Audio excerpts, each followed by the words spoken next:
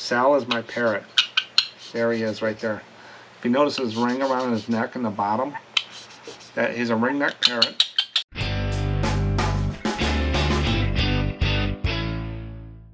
Welcome back to SMPostcards. Today, a little agenda, I think it's right here. Every video you can look in the front here and you can see what I'm going to talk about and what sections. And then down below on the timeline, I place them in categories just like they're in here, so you can skip to whatever you want. If you want to skip what's sold and just go to the deep dive or look at the questions or come back later, you can do that. It makes it easy. It makes it easier for me and you when I do these longer videos, so you can always come back or jump around all you want instead of doing 4 separate videos and stuff, and it kind of makes it easier all the way around. But today we're going to go through what's sold. I sold 21 cards on this pull for this video. Not too bad. I'll take that over what's been happening in the last few weeks. And then a deep dive. Have you guys ever got postcards with parades on them, like floats? I get a lot of real photos of those or different things. We're going to do a deep dive in parade postcards, and they can be pretty lucrative on sell prices and stuff like that. So we'll get into that. We'll get into sell-through rate and the pricing like I normally do. And then instead of a poll or anything, going into 2025, I always look at my computer security. What am I going to do in 2025 to step up my security on my computers? Make sure everything's good. Is my internet good and stuff like that. So I'm going to go through some tips about computer security, what I recommend, and some of the best practices out there. I worked and lived in the technical world for years. That was my career, so I know a little bit about this. And I'm not a security expert. I always relied on them, but I knew enough to keep my stuff clean in my teams and stuff like that, what we could do and not do and what you shouldn't do. So I'll go through some of that and we'll do that. And then the viewer comments. At the end of every longer video on Mondays, I grab about 3 or 4 viewer comments. And today I got one, and there's one about Sal too. We'll see if he can make a cameo. He's got his feathers. So at the end of the video, you'll get to see Sal. Sal is my parrot that sits in the office with me. He has a cage upstairs and a cage down here in the office, and he gets really upset when I come down here and he doesn't come with me. So we've had him for about 35 years, and he just got his new feathers and got a few more on his back, but I'll see if we can get him a cameo. What do you think, Sal? He's sleeping right now.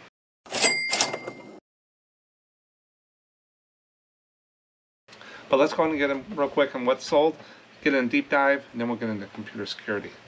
First card that's sold for $6.55. It's the Poughkeepsie Bridge, 212 feet high, Hudson River, white border card. $6.55 for a bridge card. And that, I usually see this type of postcard writing on the back a lot of times for white border. It's not saying it's only a white border when you see that, but a lot of times on white borders I'll see that type of postcard logo on there, so it's a good indicator sometimes. But that's sold for $6.55. This is a statue of LaSalle, Statue of LaSalle in Port Lavaca, Texas. It's a picture of a statue of LaSalle, unposted chrome card, $4.75. This one sold for $6.65. Ohio Wesleyan University, Monette Hall, Delaware, Ohio. And that's a divided back card. Even though it's got a writing tab, it's still got the line in the back for message, address message. So it's a divided back. It was posted in 1907, right when they changed from undivided back to divided back. And that sold for $6.65. Next one is the City Union Terminal, Cincinnati Union Terminal linen card. I've sold this many times before, unposted, and that sold for $4.75. YMCA building, Boston, Massachusetts. It's got some horse carriages down in the bottom, divided back card. I bought a big lot of YMCA's. I put them out there, hundreds of them, $4.75. Navy ship, USS Mendel Rivers. This is a submarine. Nice looking shot in the sunset with a submarine. It's on that light paper, matte on front and back, and that sold for $4.75. This is the Web City Universal Drugstore. I've seen the Web Drugstore, Web City, before. I've sold those. And that's an unposted chrome card for $4.75. Here's another white border card of the Grimm's House, Salem, Massachusetts. The House of Hawthorne's Courtship. White border card. And see, here's that writing again. Right there, white border. Anybody know anything about that? I just noticed it. But that sold for $4.75. Next one is the Birdland Swimming Pool, Des Moines, Iowa. Just a linen card of a swimming pool. Unposted linen card. $4.75. A banner card, multi-view banner card, greetings from Greenwich, New York. I call these banner cards, but they're also multi-view, so it's whatever you want to call them. Chrome card, $4.75. These cards, I don't know what it is with these cards, but I always put them at $4.75, $5.75, but they're just, I've seen the same shots. This is greetings from Bud Lake, New Jersey. I've seen the same shots, not maybe this card, of the woods, and they just changed the top up there of the city. These woods might not even be in New Jersey. They could be in California. But these cards usually sell. I don't know what it is about. They're just view cards of woods or paths or roads, and they say greetings from the town, greetings from Indianapolis, Indiana, whatever, and they just look like this, and they do sell. So I always list these. And when they sold them, I think they just changed the name up here, as all the printers had to do, and it's just the same image. So you'll see that. And that sold for $4.75, and that was just a linen card. Sold a Navy ship photo for $7.70. This is the Trippy FF1075 from around the 1970s. And that's an actual photo, and you can tell it's on photo paper because it's curling, but all the information is right on the back, and that's what it is. A photo, $7.70. That'll go with a stamp and label, because I put them in the military category, because eBay Standard Envelope works by categories, and that category I put them in is not part of eBay Standard Envelope. So stamp and label, anything happens, I just refund. But I've never really had anything problems with it. This USS Lake Champlain CV39, one of those 6x4 prints, $4.75. Now here's one. This is the Caesar Rooney Monument, Rooney Square, Wilmington, Delaware. I guess this is some dude on a horse. But you notice it's got a little writing on there, but it's not a white border. That's not the same thing. This is a linen, and that sold for $4.75.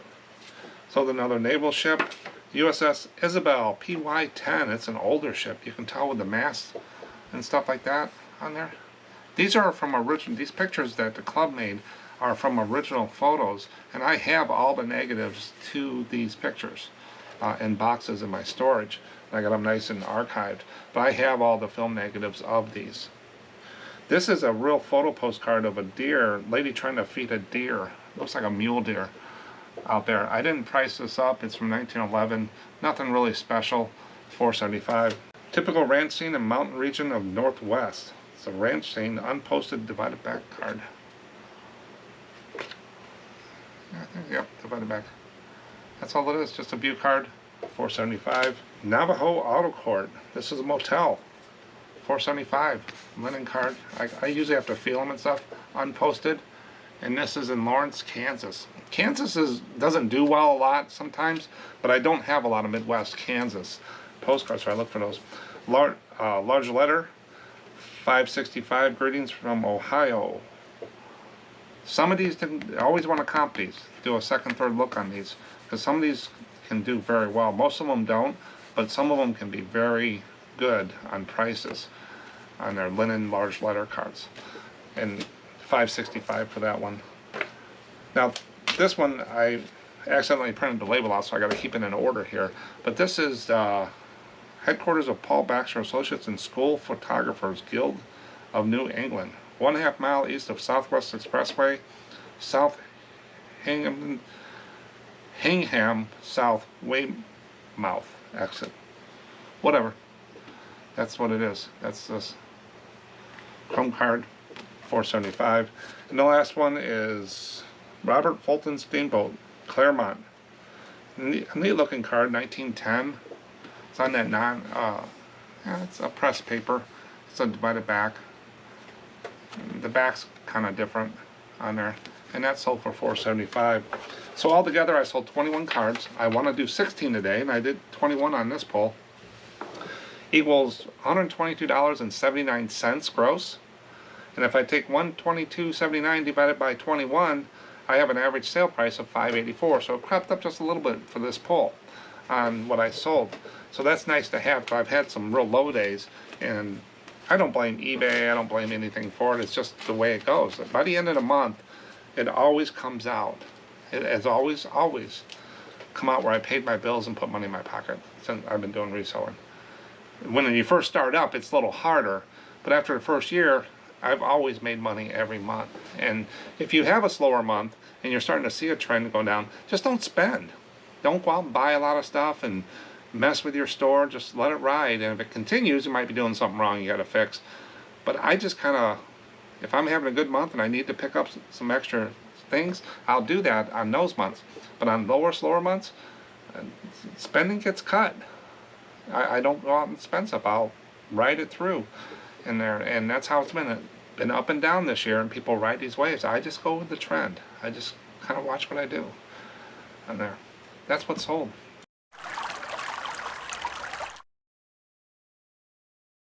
Parade postcards, floats, Macy's Parade, and different things like that.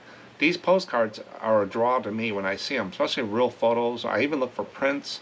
I look for arcade cards or whatever. And one of them sticks into mind is New Orleans. The King Rex Parade. They don't sell for a lot, but they do sell. The King Rex, for some reason, I'll put them up $4.75, $5.75, and they sell. I don't get much more than that for some of those, but some of those real photos of Masonic parades, the GAR, the military stuff, military parades, I'll do that. Even England, I sold some parade cards that I bought a lot of them, maybe about 12 of them, and I paid it for about $1.50 a card or $2 a card, and those went pretty quick. There's some kind of loyalty day or something. I had no idea. Maybe it was suffrage or something, but those sold. So I always try to draw to parades. But I'm going to go and give you some history about parades, and while I do that, I'm going to show you some postcards I found of parades out there, and I got 3 facts about parades. Here we go. Parades have a long history that goes back thousands of years. The earliest parades were held in ancient civilizations like Egypt, Greece, and Rome. These earlier parades were often religious and ceremonial, celebrating the gods, military victories, and important events. In ancient Rome, parades known as triumphs were held to honor victorious generals, with grand processions featuring soldiers, captured treasures, and exotic animals. During the Middle Ages, parades became popular in Europe for festivals and public celebrations. These parades were often included performances, costumes, and floats, and were used to mark important occasions like royal events and harvest festivals. The tradition of parades spread to other parts of the world, and by the 17th and 18th centuries, they were becoming more common in towns and cities with increasingly elaborate displays and processions. In the 19th and 20th centuries, parades evolved to include a wide variety of themes and purposes. They became major events for celebrating national holidays, like the 4th of July in the United States, Bastille Day in France. Today, parades are known for their colorful floats, marching bands, and diverse entertainment. They continue to be popular for communities to come together and celebrate special occasions, showcasing local culture and creativity. We have the Gladiola Festival in a town we used to live in. It's just 10-15 minutes down the road east of here, and that's a big thing going on for years. There's Gladiola Queens, and they bring gladiolas in. There's a carnival and stuff. It's really cool.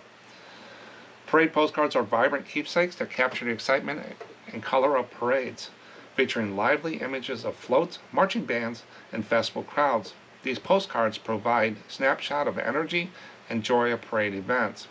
They often highlight unique aspects of the parade, such as themed floats or cultural performances, making them a delightful way to remember and share the experience with friends and family.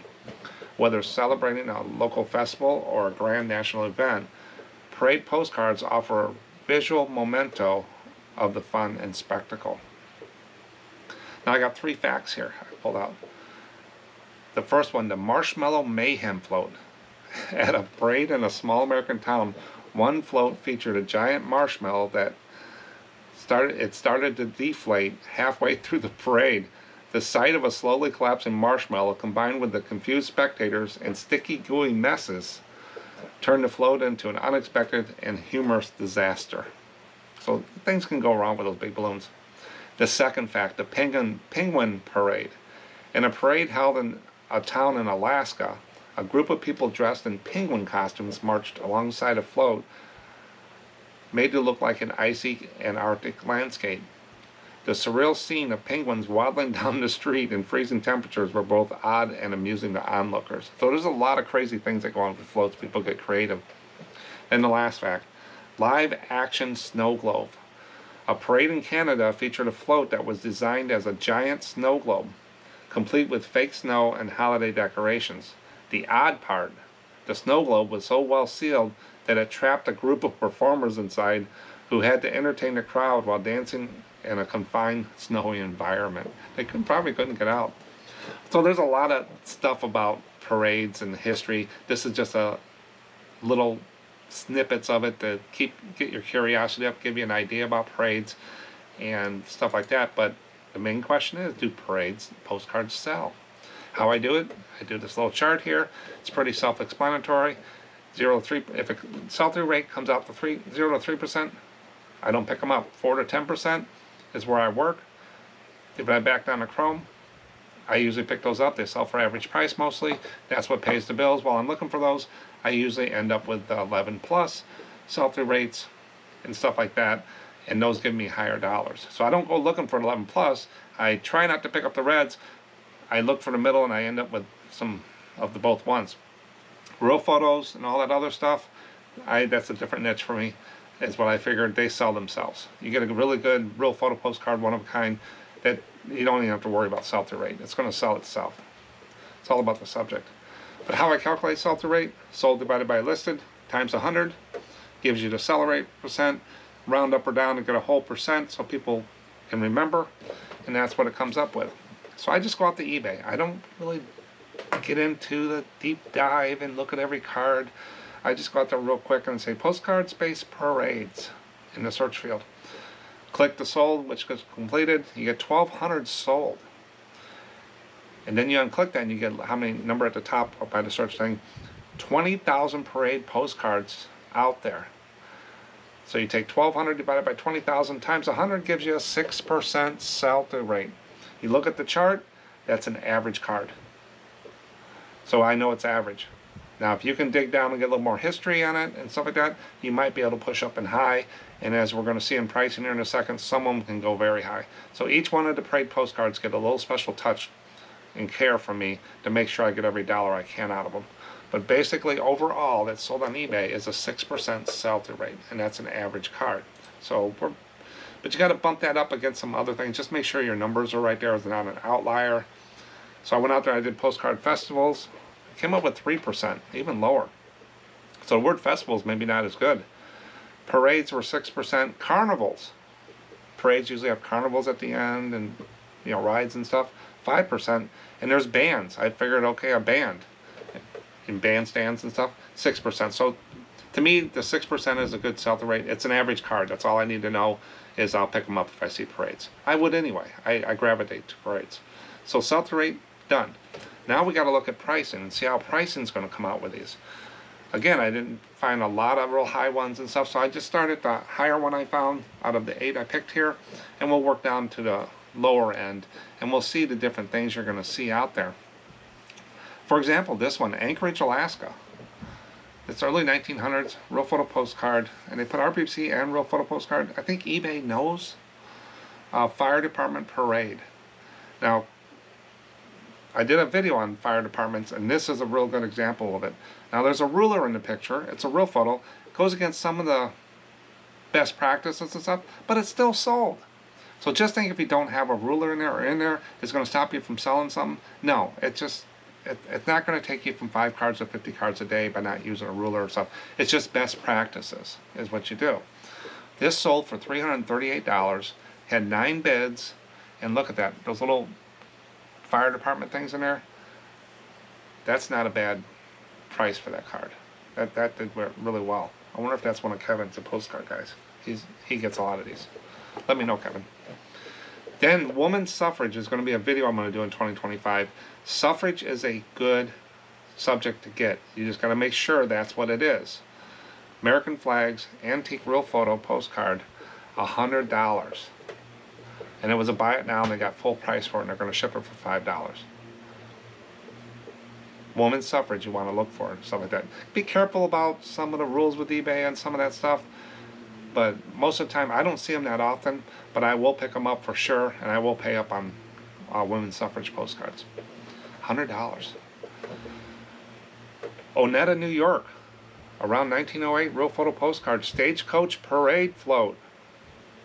By the hotel. $62.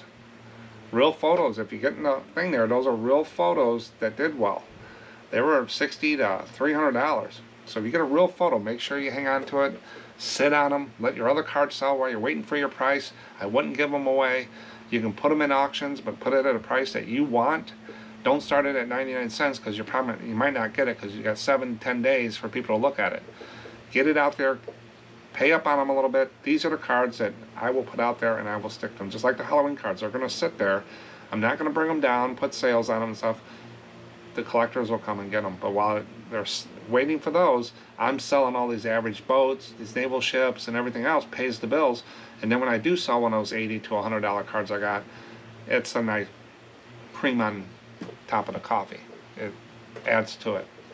Yeah, I got an investment in on those cards, but these other cards is what pays for me to do that. You got to have a good variety the way I sell to get people in. Then we get into the chromes era. This is a Disney Wonderground Josie Main Street Electoral Parade. No, it doesn't read to me. $15. Some of these Disney cards, you always want to look them up. There's a Disney site I did some stuff about. You go out there and you can just do the comps on them and stuff. But some of the Disney cards you want to check, because some of the attractions they've done at Disneyland or Disney World. Now Disneyland was first.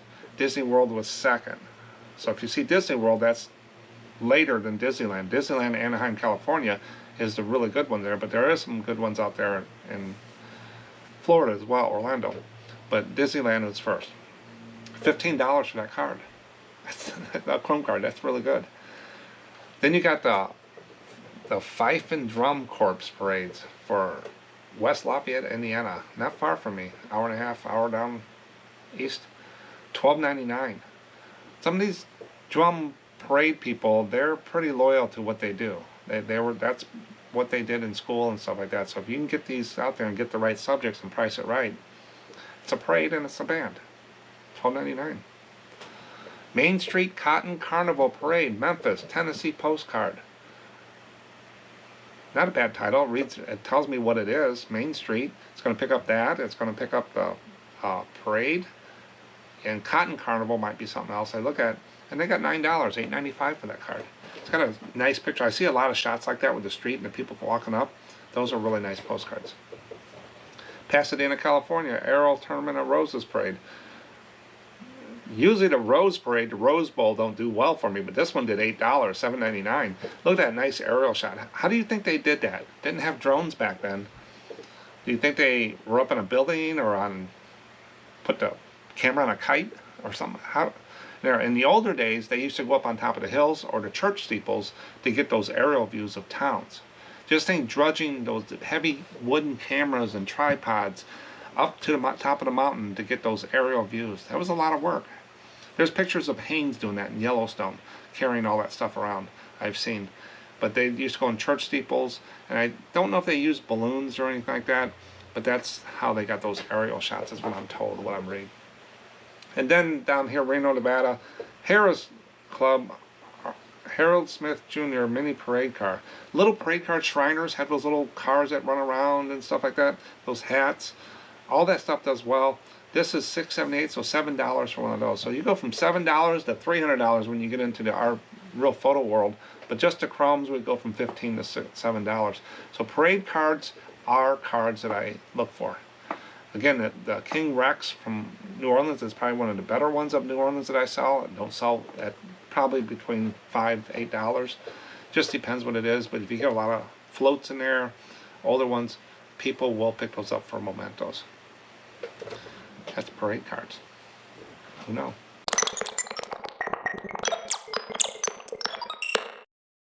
So now I did a little different spin from postcards. Everybody that resells online uses a computer. Computer security has always been there since they've come out, and it gets wilder and wilder. And people that are not technically savvy get confused about what they hear and stuff like that, and what they should do, and they get upset about the things, and then they have that failure, or they have that virus, or they lose some information. It's going to happen. But there's ways to protect yourself. And I got 5 top things homeowners can do to protect their computers, as I'm going to show you. And I got a couple bonus ones here too. So the first thing you want to do when you have a computer is keep your software updated. Always install the latest updates for your operating system, the antivirus applications. Many updates include security patches that fix vulnerabilities that hackers can exploit. Don't wait until your computer to reboot and stuff like that. It's Patch Tuesday, the first Tuesday every month, I think it is.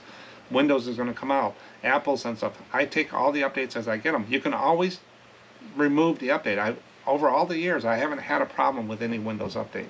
If it does mess with your applications, you need to fix that, because it's fixing a vulnerability, but you need to plan to do that. Right now I have my other laptop actually working. I pulled it out of my travel bag, and I update that once a month to make sure the battery's charged and I get all the updates. But keep the software updated. Don't wait to get 15 updates on your computer. It's going to take forever and you don't know what it's doing. Or if you take it every month, or when it comes out and there's a problem, you know it was that update, and you can go backwards from that on there. It does take a little time, but it keeps things safe. So we're going to talk about passwords here, but I'm going to talk a little bit about passkeys in a second. But use strong, unique passwords. How many people out there got the same password on everything? If I get into your system, computer, and I know your bank, I know your account, and use the same password, I can get into your bank. I can get into your bills. I can get into things. You want to have different passwords strong. So use a strong, unique passwords each account. Enable two-factor authentication where possible. Where two-factor authentication is basically something you know, the password, and something you have, your phone or whatever it rings on, and give you a number. I know it's a little slows people down and you feel it's a pain, but it lets you know if anybody's trying to get into your stuff. There's other ways to really secure stuff, but I don't do that. I use two-factor whenever I can. Sometimes, a lot of times it's required on there. Or they send you an email, they send you a text and stuff like that. But you want to use two-factor, and password managers can help them. I use Dashlane for all my passwords and everything, and it syncs across my Windows and my Apple environment. So my iPhone, iPads, all my computers. I got like 4 or 5 computers in here. I got phones. If I change a password in Dashlane, it will sync across all of those. So if I'm out in the car and I want to get into some site and I don't go on it often, I can bring it up, and Dashlane's going to give me the latest user ID and password I use. Every month I go through, like A through C is this month, I'll go and change those passwords. Anything that starts with A in Dashlane. Next month it'll be D through J. And so I'm constantly changing passwords. I'm not worried about remembering it because I have it in my password manager on there. And they do passkeys as well. The weird fact is 1, 2, 3, 4, 5, 6 is still one of the most common passwords, even though it's incredibly easy to hack. So people just do it simple, and then they're the first ones to jump up and down and say Windows isn't safe. Well, we have to do our part, and they have to do their part. I used to be able to go to work. I worked on a lot of computers and desks and stuff. If I want to know the password, where's it at? Usually on the back of the keyboard or a post-it note somewhere. It's very simple to find sometimes in the office environment, and that's dangerous. Install and use antivirus, anti-malware software. Good antivirus software helps prevent, detect, and remove malware, keeping your computer safe from threats like viruses, worms, and spyware. I don't use all that Norton, McAfee, all that Nagware stuff, Norton. all that stuff. It just slows the computer. It looks at everything you do and it slows your computer down, and you're paying big bucks for them to advertise to you. I don't use a VPN. It doesn't do that much as people think. It's another hop. It just keeps going.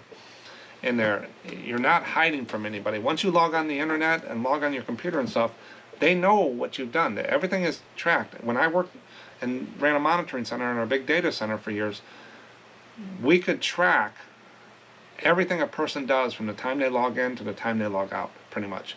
In the call center environment, we tracked their screens, we tracked anything, key presses if we wanted to. We could turn that on, their voice, what they're talking to customers, we can see what they're doing, the whole works, and stuff like that. So don't think that that data is not there. It is trackable by IP address and networks. They keep those logs, and sometimes they have to keep them for a long time, especially if they're under a legal review. My laptop got locked down many a times where I couldn't delete anything and stuff like that. And they would pull from it every day or whatever and keep a backup of it because it was under a legal hold. I could still use it and everything, but all the data that was in there was requested by the courts and stuff like that, because I was a higher up management, and emails and stuff like that. Emails we kept for a certain amount of time, but it's a lot of legal rules about digital stuff. Weird fact about antivirus: the first ever computer virus, the Creeper, was created in 1971 and just displayed the message, "I'm the Creeper, catch me if you can." So don't think all this is all new. The viruses have been around forever. Be cautious with emails and links. This is the biggest one. People get emails from eBay or a different place, PayPal or whatever, and they click on the link in the email. Never, ever, ever click on a link in an email. If I can give you one tip today, delete the email and go to eBay and log into the site. If it's your bank, if it's your Social Security, if it's your electric company, never, ever click on a link in an email. Go to the site, the official site, and make sure it's got HTTPS. It's locked down at his site, or call them. Never, ever click on a link in an email. Don't open suspicious email attachments or click on strange links.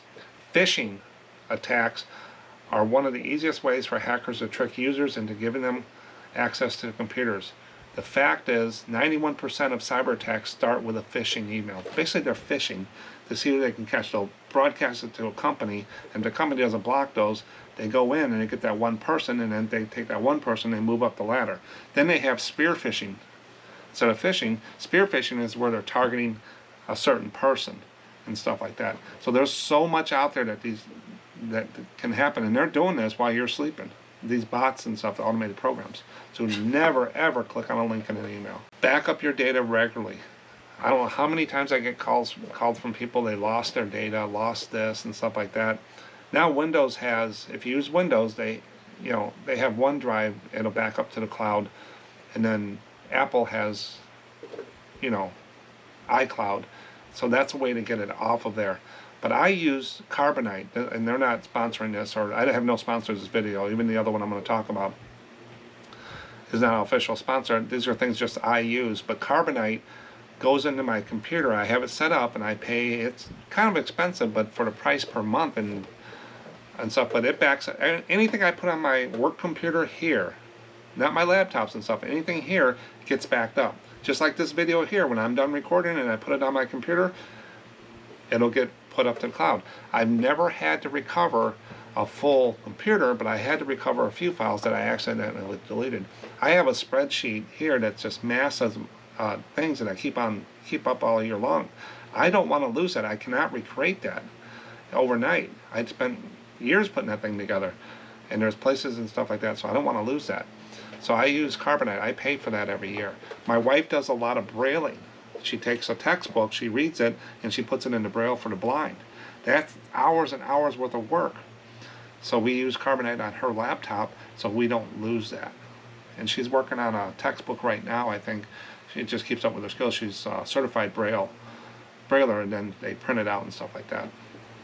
She's done kids' books and stuff and different things.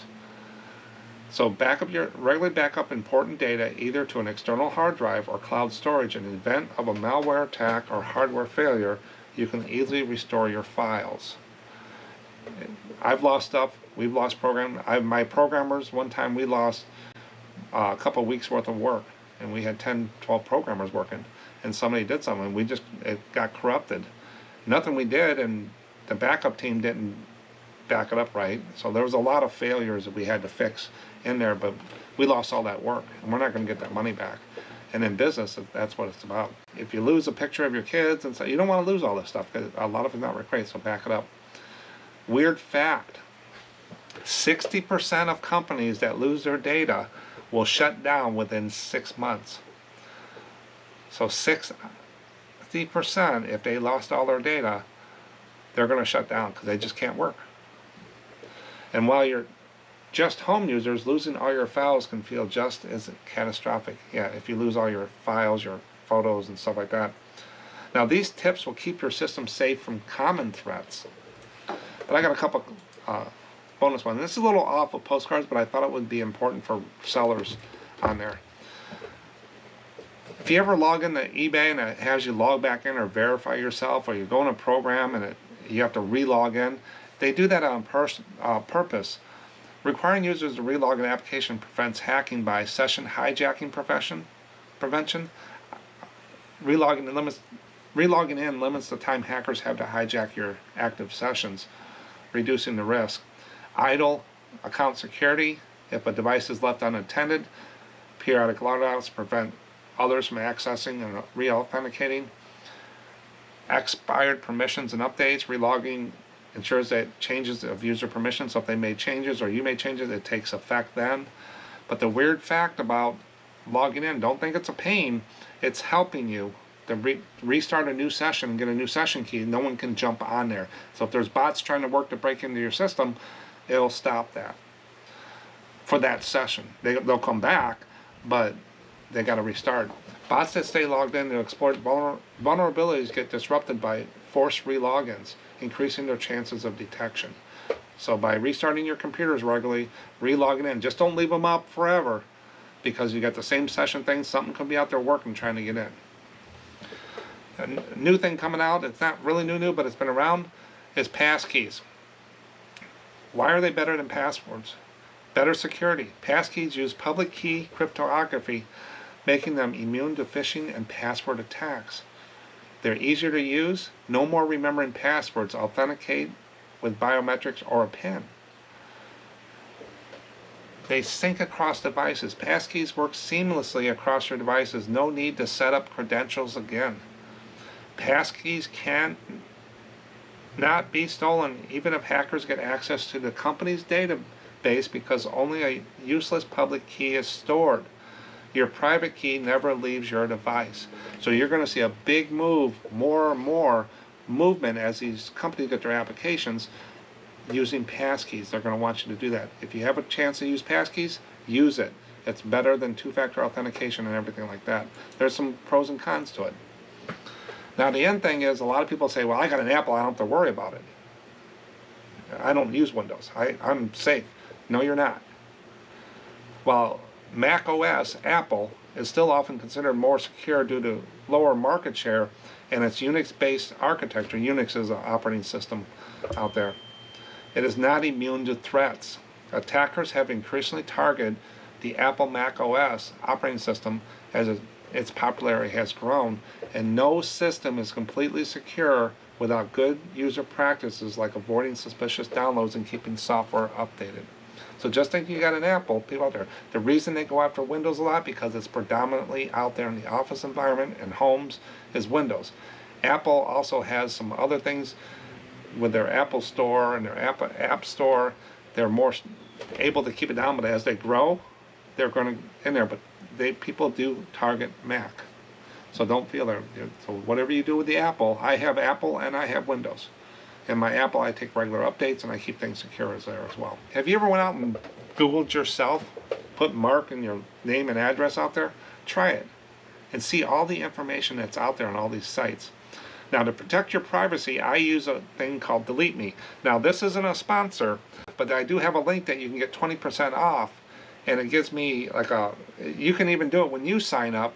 It'll say an Amazon card. You send it to your, if you like it after a while, you can send it to someone. If they sign up using the link, you can get it as well. So if you want to support the channel, hit the link in there and take a look at it. But Delete Me is a site I've been using for a long time.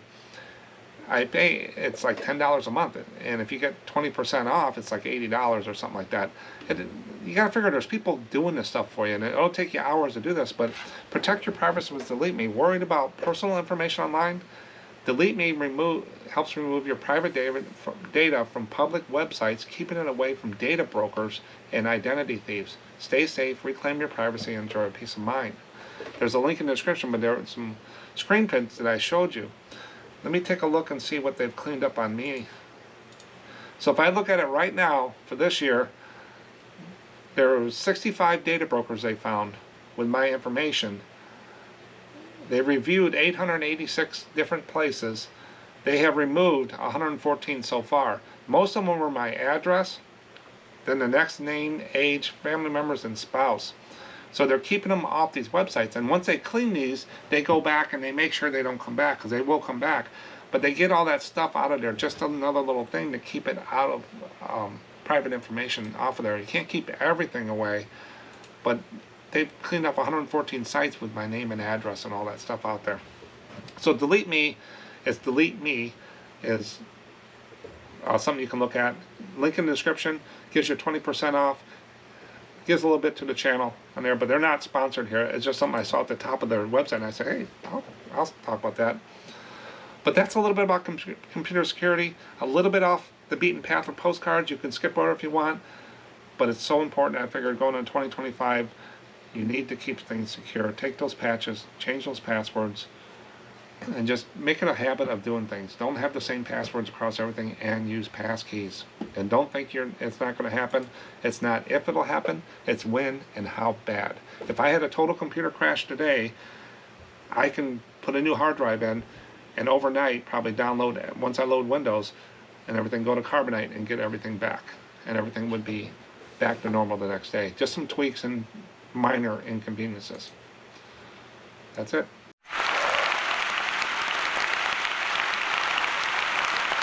Viewer comments, I got 4, and these will go pretty quick here. And there, I pull them from email and YouTube. So this one came from Derek. Great video, and this was about the scanners, the Widget Wednesday scanners, duplex scanner video. Great video. I somehow managed to find a working used Epson ES580W for $210 shipped on eBay. I paid over $325. And I picked it up, so I didn't have shipping. So he got it for $210. So they're out there. That's the newest one, the 580W from Epson. I then used the recommended settings from your Ko-Fi store, and everything worked instantly. A game changer for sure. So they're out there. You just gotta. We're resellers. We know how to find deals. Look out there. Staples, Walmart. Just keep an eye out there. Amazon, eBay for these scanners, and people want to move, especially right now when people are getting sales. They're going to do deals on them if they're new in box like this and stuff. And then once you get them, go to the Ko-Fi store, link in the description below. It's for resellers. In there I have the 400 and the 580W settings in a document, and they'll even show you how to put a little border around it so they can see the edges of the cards. If you want to see how that looks, look at my store. Most of the postcards in there have that in the last year. But those documents, you can be up running in minutes, and everything will work, just like he did. Yeah, duplex scanners are great. Thanks, Derek. Then another one about a 500, vintage by Jim. Mark, he has the Epson 500W 11 or 2, and it works great. I didn't do the 500. I went from 400 to 580, I think, so I skipped the generation. It was brand new, and I got it off Facebook Marketplace from a resale shop, or Marketplace from a resale shop that got it from Amazon because there was oil mark on the outside of the box for $175. I also have an ES400 and an ES60.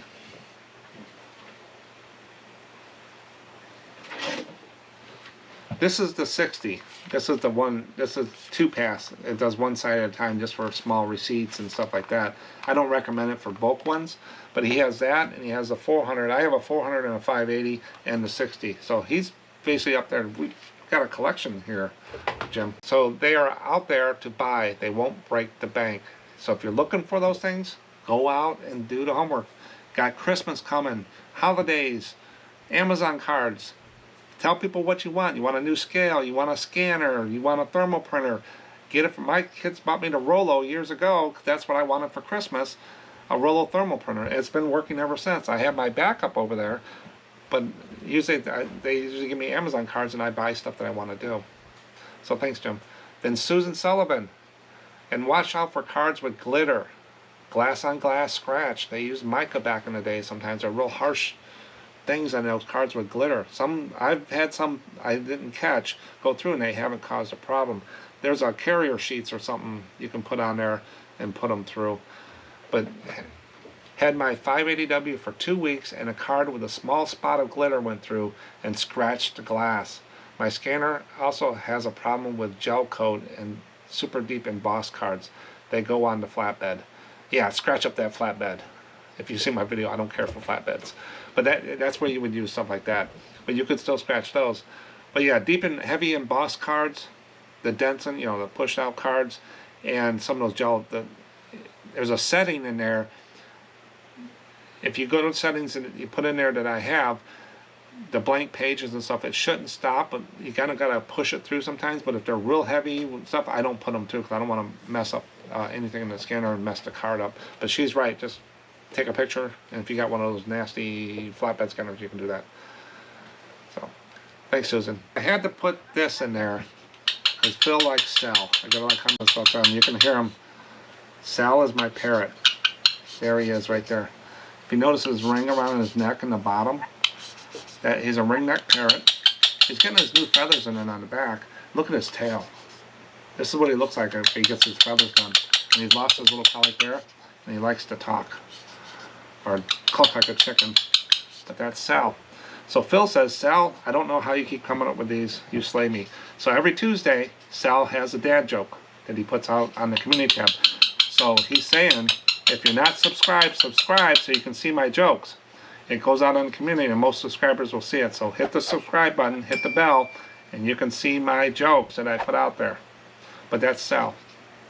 So when I look at his tail, there, he doesn't fly. I used to clip his wings, but he drops like a rock. If he falls off his cage, he bounces on the carpet. That's what he is. So made a cameo. Yes, I'll feed you today. Let me put him back real quick. That's Sal. He's the owner of everything. He's the boss. That's all I got for today. Check out those parade cards. Check your security. Just if you can just do one thing on the computer security to make it safe, would be a good thing. But hope that helps. I want to change it up a little bit here and there, and computer security is something that I just did my plan for next year and what I want to beef up a little bit. Thanks for watching. Got some fish for you. Yeah, Sal. I don't have any more pictures of Sal, but fish. Bye.